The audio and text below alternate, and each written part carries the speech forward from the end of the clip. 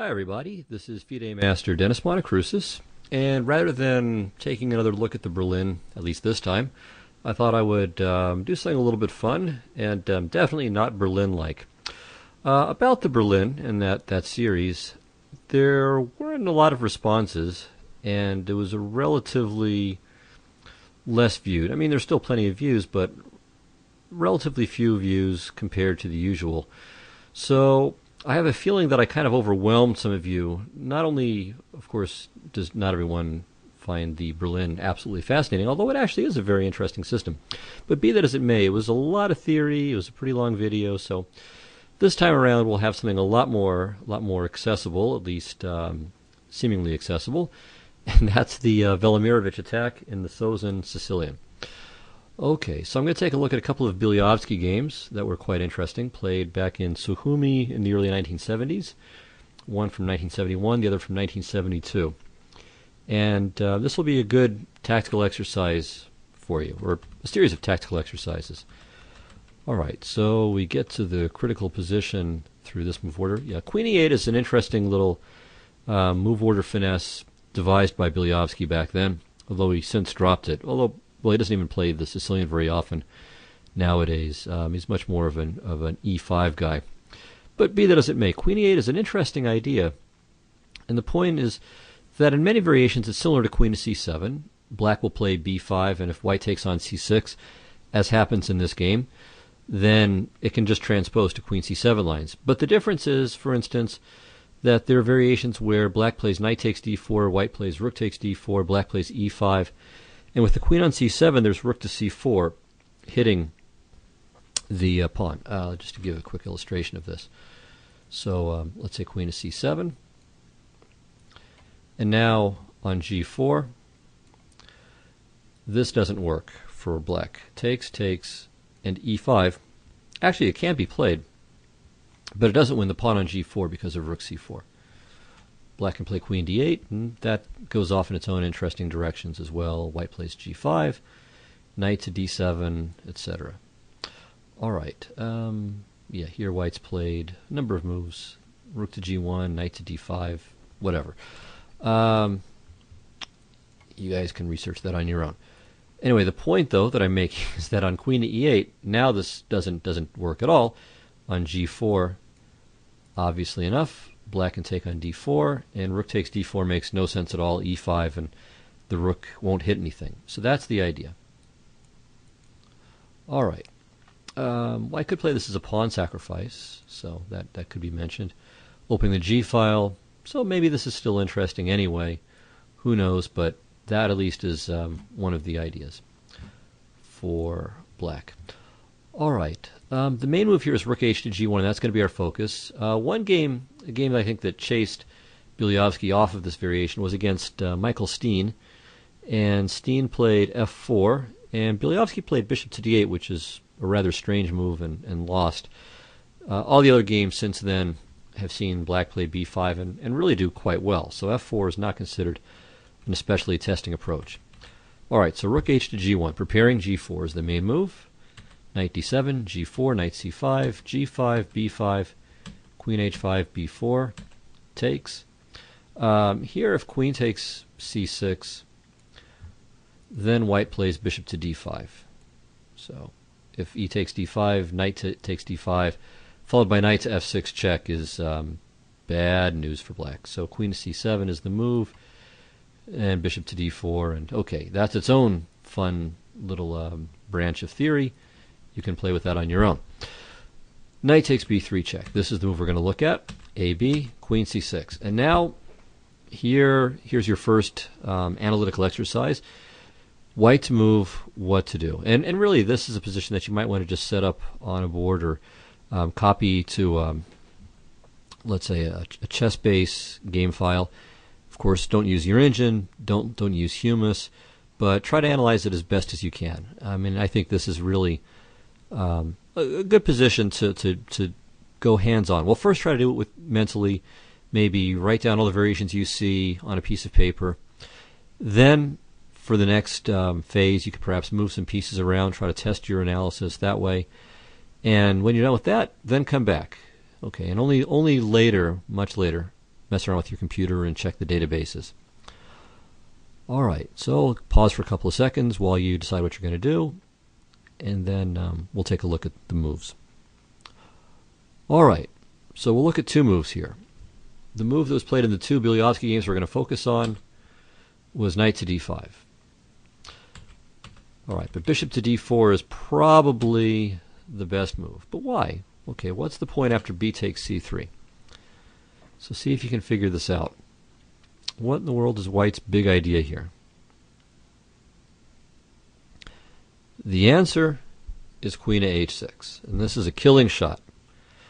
Really, Black is just completely busted after this. Although the main line here that we're going to look at, Black has scored 50%, but it's because, well, not because of the merits of his position, but it is a resilient position. Anyway, the threat is queen takes g7 mate. If f6, all right, this does not help at all. After g takes f6, White has way too much firepower aimed at g7. Four pieces are attacking it. Black is completely busted here. This is just game over. So c takes b2 check is the only move. Well, it's not the only move, but it's the best move, just to save the pawn. King takes b2, and now the forced move is e5. Now, the reason why White is winning here, or at least significantly better, is because, or is that after bishop takes e5, Black can't recapture because his queen is hanging. However, queen c2, king c2, d takes e5, and this is the position that I said that Black went 50% in. One loss, two draws, and a win. Black has only two bishops for the queen, but those bishops form a pretty powerful barrier against the white heavy pieces. Probably White's best here is queen to b6, and that was played in the one game that White won. Whether this is a win against perfect play, I'm not actually 100% sure, but certainly Black has to do a lot of suffering here, and this really isn't something that Black should head for voluntarily. And indeed, Black rarely does. Okay, so what's better after bishop to d4? Well, the main move is bishop to b7. Just bringing out another piece and clearing the c-file. This is very, very important. All right, now, here White has tried quite a few moves. One move, well, actually not that many moves. I think really two major moves here. The minor, although probably not bad move, is rook to g4. And the threat is to play rook to h4, of course. So bc, rook h4, cb, king b2. And now, again, Black sacks the queen. Queen takes e4. And after rook e4, bishop e4, maybe White is a little bit better, but it's a very difficult position for White to try to prove a win. Black has a rook, bishop, and a pawn for the queen. A reasonably stable king side, although there could still be tricks with, for instance, bishop to f6 and maybe even queen h6. Although, as long as Black moves his rook from f8 soon enough, that doesn't really, it's no longer a threat. And Black has bishop to g6, so yeah, the whole queen h6 idea is out. So maybe White will have to play something like queen to g4 and run the h-pawn if he wants to make progress. So I'm not really terribly optimistic about White's winning chances here. All right, another try after bishop to d4, bishop to b7 is bishop f6. Now this is another interesting move. So yeah, I said two lines. There's three lines. So this is line 2. Now, what happens here? It looks as if this is probably going to be a draw in many variations. For instance, rook f to c8, clearing the king's escape route so that queen to h6 is no good. Here, White could take on e7, and after bc3, threat c takes b2 followed by queen c2. So queen takes e4 is queen e2 is normal, but after queen takes e4, Black is a pawn up, and should stand a bit better.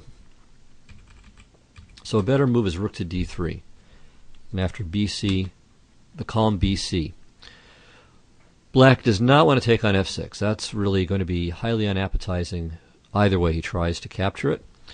So probably rook to c7 is a better move, protecting the bishop. White can play rook to g4, threatening rook to h4 or rook to h3, and it stops queen takes e4. At least it stops it, unless Black wants to play it as a sacrifice. And this position is unclear. Black's up a piece for pawn. Maybe he's going to have to play queen takes e4 at some point. Very messy. Instead of rook f to c8, though, Black can play a couple of other moves. Rook f to e8 makes sense, again clearing a square for the king to run away. but also simultaneously protecting the bishop on e7. Again, rook to g4 is possible, and now queen to c5 is interesting with the idea of meeting rook to h4 with bishop takes f6 when the black king has e7 as a flight square. And also there are threats to liquidate on g5 and to do so with check. Finally, black can play b takes c3, and after queen h6, c takes b2, check, king takes b2. How does black survive in this position? It's not going to be taking on f6. If g takes f6, then g takes f6, followed by queen to g7 is mate. If bishop takes f6, then again the pawn recaptures. And again, there's no defense to queen g7 mate. But queen takes c2 check. This just saves the day. Why does it work? Well, the basic point is that on king takes c2, there's actually two good defenses.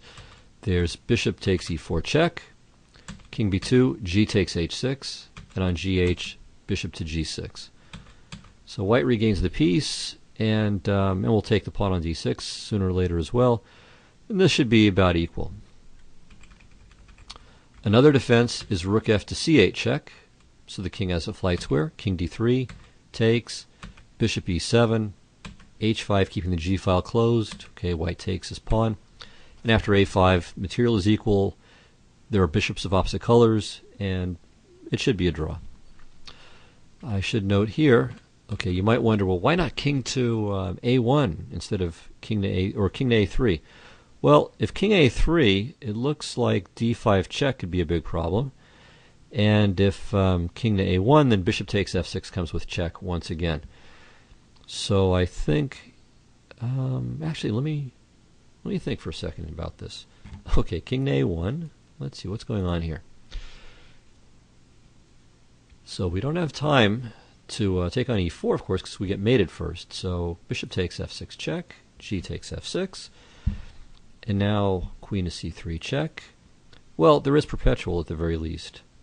Maybe also at the very most. King a2. Okay, queen f6, obviously. g6, queen g7 is mate.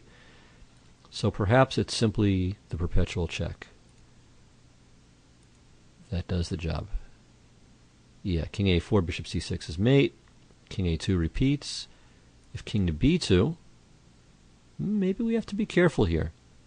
Maybe this is not completely clear. No, it is clear. Okay, queen to e5 check, I think, does the trick. Because if the king goes to b1, then bishop takes e4, and black wins because he'll be able to play bishop to... No, what am I talking about? Sorry, I'm confusing myself. Okay, king to b1, it is a bad move. I mean, because it gives black more options, but there's still never going to be any bishop to g6. But white will have to, in response to king to b1, bishop b4, play king a2, and there's queen a5 check. So the white king still isn't escaping. So this is a draw for black as well. All right, so a very interesting position. So that was bishop d4, bishop to b7, bishop f6. And the point of bishop f6, by the way, or one of the points, is to prevent stop e5 and also f6 or f5 defensive ideas. Okay, finally, on bishop to d4, bishop to b7, there's also knight to d5. Hopefully you considered this one as well. Again, for any of these moves, I mean, if you see me demonstrate a move that you didn't think of when you were analyzing it on your own, that would still be a great moment to stop the recording and start analyzing from that point. These positions are incredibly rich. I mean, you get these beautiful tactics, and it's just a pleasure to analyze such positions. All right, so what should black do here? Well, if he doesn't take, he's going to get killed. I mean, the threat is not only knight takes e7 check, but knight to f6 check, when if black takes, it opens the g file, and if the king moves over, then queen takes h7 is mate. So e takes d5 is forced, and now white has two moves that can be considered, though one is not so good. The not so good move is queen to h6, which is, of course, the fun, exciting move to play, but there's a fatal problem with it. Do you see it? It's not f6, it's not g6, that's for sure, and it's not g takes h6 because, again, that's mate. After g takes h6, from white in return. Bishop g5, rook takes g5 is checkmate. Really the key thing for black here is that his king needs room to run once again. How do we achieve it? Well, we can't move the rook right now because of queen g7 mate. So we have to move that rook from f8 with tempo. And the way to do that is with black making his own queen sacrifice. Queen c2, king c2, rook f to c8, king b1, or king wherever. And now we take, and now the king goes to f8, and black is up a piece. White gets a modicum of compensation with rook to g7, followed by rook takes h7, and now he's threatening mate, but after king e8, the mate threat is well, it's just stopped outright, and the h-pawn is not going to queen. Black will have sufficient defense against any promotion possibilities. So white should be losing here. So after e takes d5 from black, the best try seems to be rook to d3, and this is indeed the main line.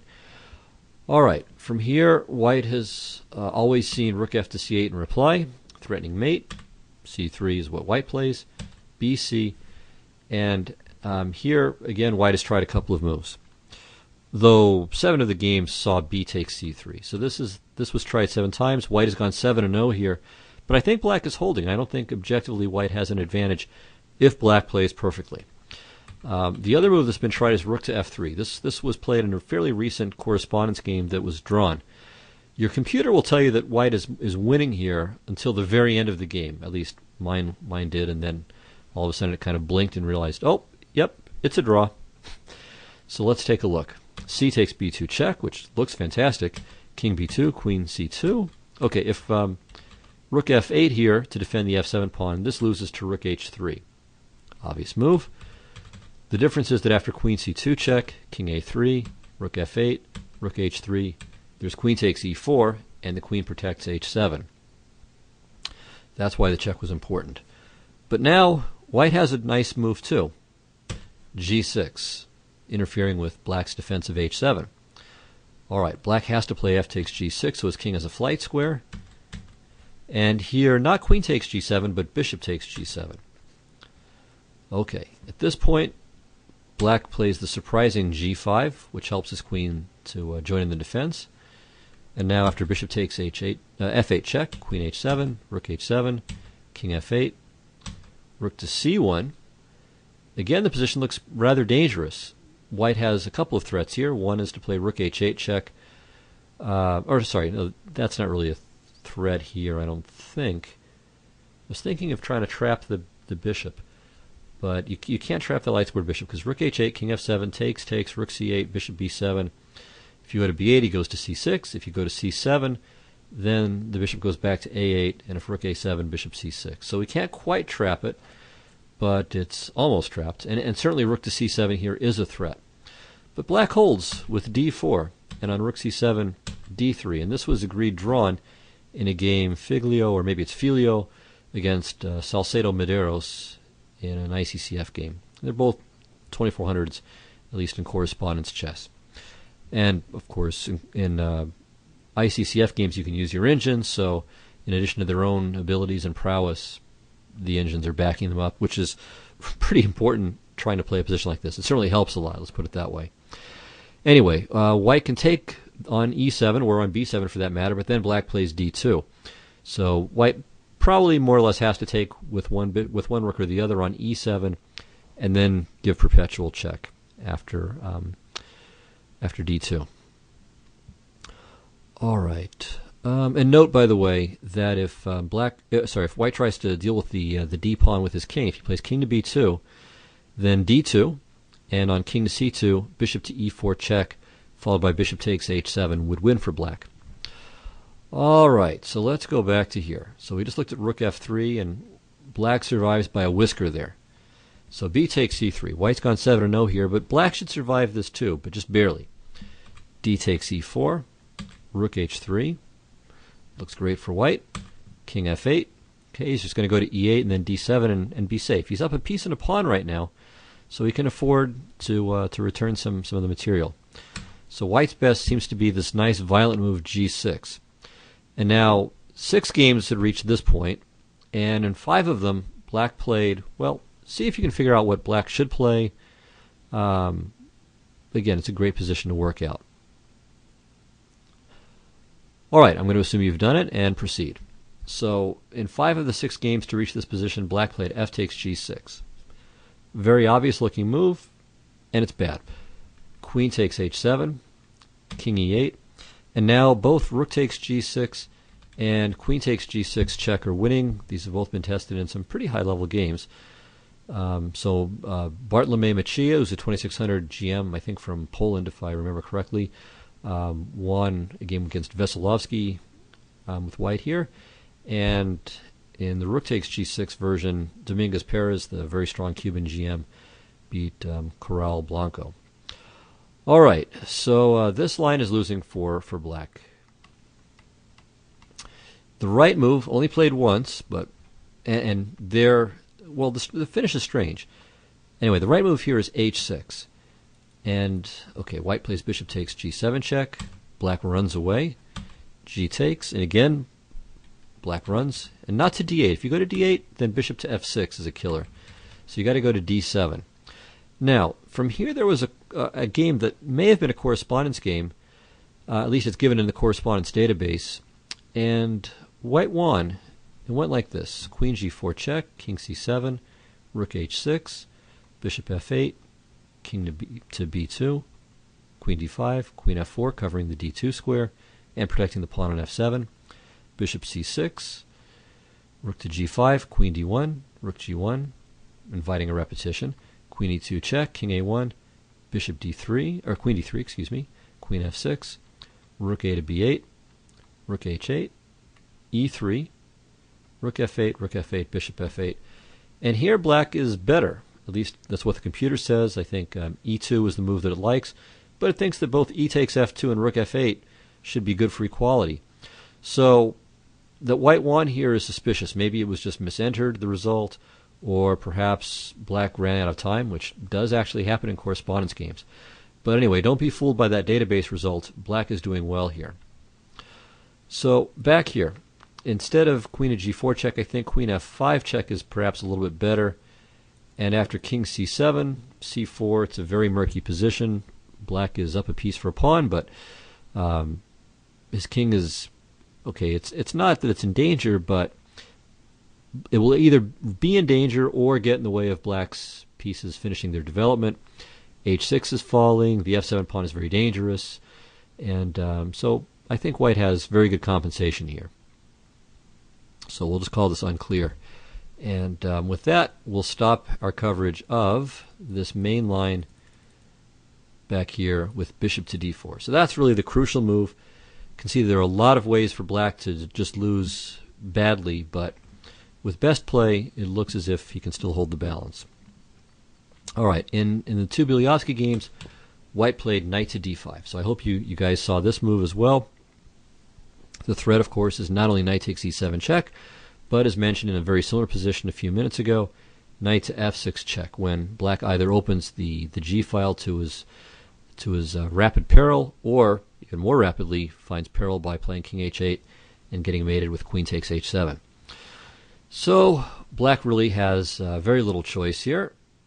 He grabs the knight, and now white played bishop to d4. So this was the idea. So similar to what we just saw, and white felt that this way of giving up the piece would be better. Okay, so we know what the threats are here. Queen h6 is in the air, maybe bishop to f6 as well. And perhaps there's still another idea, which I'll leave you to figure out.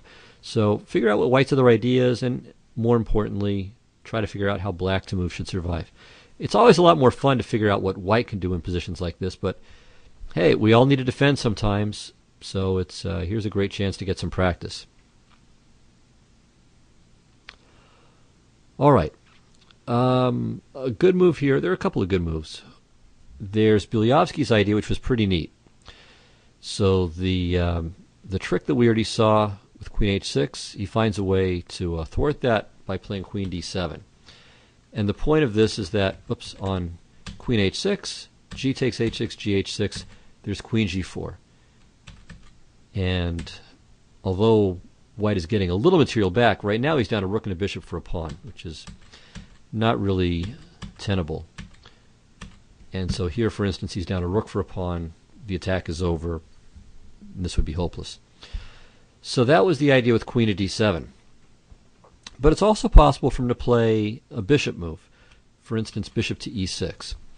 And the point is that while queen to h6 would win against almost every single black reply, it fails against one, which is, well, do you see it? It's an idea we already saw earlier. Queen c2 check. King c2, rook f to c8 check, and then g takes h6 next move, and black wins because his king can run to f8, and if need be to e8 and d7 and so on. Alright, another try after bishop to e6, and this is the other key white idea, is g6. Here it's worthless. hg, rook g6, fg, queen g6, threatening mate, threatening the bishop on e6, but simply bishop to f6, and white is completely out of gas here. And too short on pieces, so black is up a rook and a bishop for one meager pawn, and white has no attack any longer. So bishop to e6 I think would have been a good move, maybe even the best move. But queen d7 is not terrible, certainly. All right, what should white do here? We already saw that queen h6 doesn't work because black takes and then plays queen g4. All right, two other tries. And the two other tries were each tried by different Beliavsky opponents. And this shows, of course, what things were like in the good old pre-computer days. So, nowadays the game would have been discovered the next day or maybe later that day. Here, Beliavsky was able to use the exact same defensive idea with queen to d7 1 year after he had used it the first time, and his opponent, who was unaware, fell for it the second time. All right, so let's start with the second game, which was Espig against Beliavsky, played against Sukhumi in 1972. Espig played bishop takes g7, king takes g7, queen h6 check, king h8, g6. Looks kind of scary. Takes, threatening mate on g7, of course. And the bishop can't move from e7 to help the queen on d7 defend, because then the rook on f8 would fall with mate. I mean, he could play bishop to g5, but then white simply takes and continues attacking. So rook f7, rook d to g1, threatening rook to g8 mate, bishop to b7, rook to g7, and now what does black do? He's up two pieces, but there's one huge threat here, of course, queen h7 mate, and rook takes f7 is a threat as well. Well, only one move, but it's efficient, and that's bishop to g5 check, a little clearance move here. So on queen takes g5, of course, black plays rook takes g7 and white can resign. So rook takes g5, rook 7 takes g5 is forced, but now black has adequate defense over both h7 and f6. After d takes e4, he's up a full piece, and Espig was unable to achieve anything. So the game went like this: queen h4, queen e6, queen g3, threatening rook to g8 mate, rook f3, queen g2, rook f6, queen f1, e3, and now black starts to have a little bit of fun himself. And here Espig decided that was good enough. He called it a day and resigned. All right, so bishop takes g7 really doesn't give white enough play. But g6, as played by Panchenko in the earlier game, is still pretty good. All right, black takes. This is pretty much forced. And now the idea was not rook takes g6, which again fails dismally, I think. You just take the rook and play bishop to f6. But rather, Panchenko played queen takes d5. And now he threatens the rook on a8, and he threatens rook takes g6. So work this one out. Here's another good place for you to do some calculating. And we'll come back to this in a moment. So black to move, what should he do? Well, the obvious move here is bishop to b7. However, as sometimes happens, obvious moves are not very good, and the problem is rook takes g6 all the same. Taking on g6 is illegal, and there's nothing really better than to take the queen.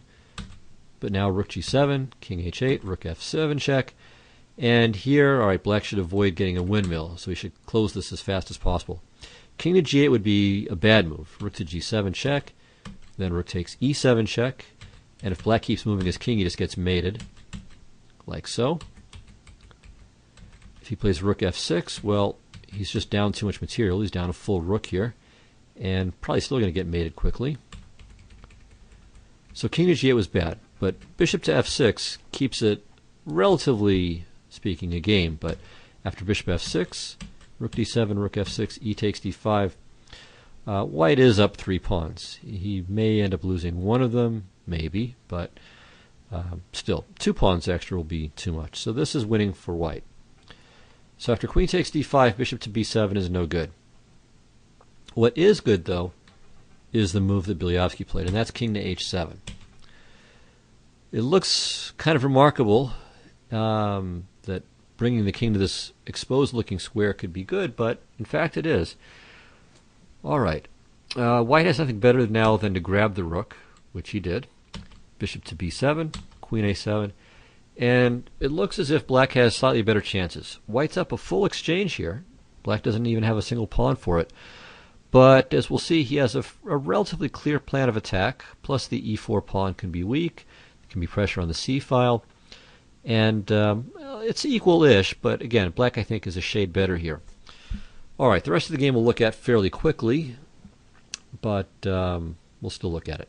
So the most accurate move would have been rook to a8 and then a5. And Beliavsky comes to this idea shortly, but not right away.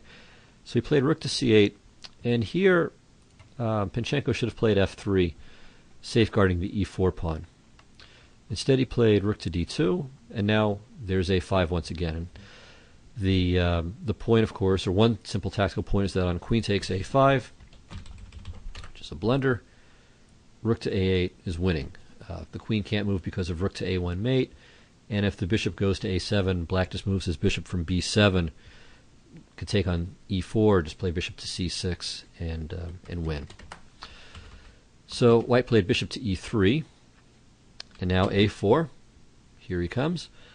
If queen takes a4, again, rook to a8 is winning. So that's still not exactly cricket, as they say. Same problem. So queen to d4 is what he chose. A takes b3, queen b4, rook a8, threatening mate. And here white had to play king to b1. And if he did, it would still remain a roughly balanced position. So black has very good compensation. His bishops are strong. His queenside initiative is dangerous. But it is a full exchange, and there's no clear-cut, certainly no clear-cut path to a winning attack on the queenside. Instead of this, though, white played rook d to d1, hoping to escape with his king rather than trying to tough it out in the danger zone. But it was not a good decision. All right, black played b takes c2, and white didn't feel comfortable taking it.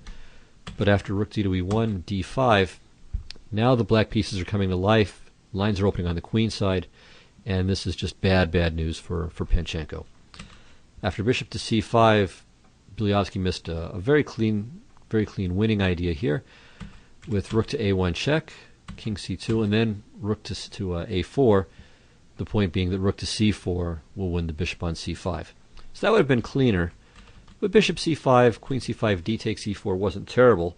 Black has 2 pawns for the exchange, and the threat here, or at least one of the threats, is to play queen to d3, trapping the white king, and then rook to a1 mate as a threat. All right, if white can defend against it, it's not with b3, which is what he played. And here both the move played, queen to d3, and also even rook to a1 check, and then queen to d3 win. For instance, this, and it's an extra piece, and a pawn for that matter. All right, but Beliavsky played queen to d3, which is not bad. King to b2, that was the point of b3. And now the best move is maybe queen to d8, with the idea of queen to f6 check. And white can't take on c2 then because of rook to c8. But bishop to d5 was certainly okay too, threatening to take on b3. Panchenko played rook to g3. Now queen to d1. All right, white doesn't want to take, but he has to protect his rook. So he played the rook back to g1. But now c1 queen, and white resigned because it's checkmate in one move. Queen c1, queen takes b3, mate. Okay, so I hope you enjoyed this. I think a lot of exciting games here and exciting variations, and it's a good exercise too. So This hopefully will get all of your Berlin frustrations out of your system. This was anything but an example of turgid maneuvering and little clever move order finesses and any of those subtleties. So we had queens on, we had attacks, we have brilliant sacrifices, lots of fun stuff. So you got your entertainment this week, and well, I hope the Berlin will be entertaining too. But obviously, it's a very, very different kind of entertainment. All right, that'll do it. Thanks a lot, and I'll see you next week. Bye-bye.